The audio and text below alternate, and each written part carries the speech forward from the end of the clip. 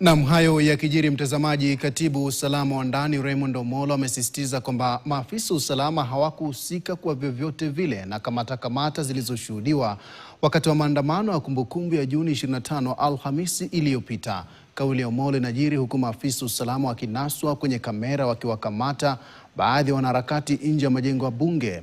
Wanaharakati hao walitoweka kwa muda kabla ya kupatikana wakiwa hai, wakidai waliteswa na baadaye kuelekezwa katika maeneo tofauti ikawa msitu wa Ngong. Wakati huo pia Omolo akidai kwamba hakujawahi kushuhudiwa visa vya utekaji nyara chini ya uongozi wa Rais William Ruto.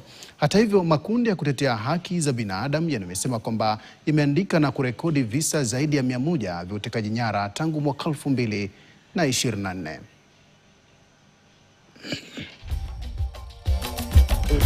Wananchi wenye walikuwa wanataka kudemonstrate walikuwa na nafasi, wenye walikuwa wako na shughuli zingine waliendelea na shughuli zao, na watu wenye walishikwa ama walikamatwa na polisi walipelekwa mahakamani, sio tu hivi majuzi juma iliyopita, na hata nyakati zingine ambao tumekuwa na demonstrations.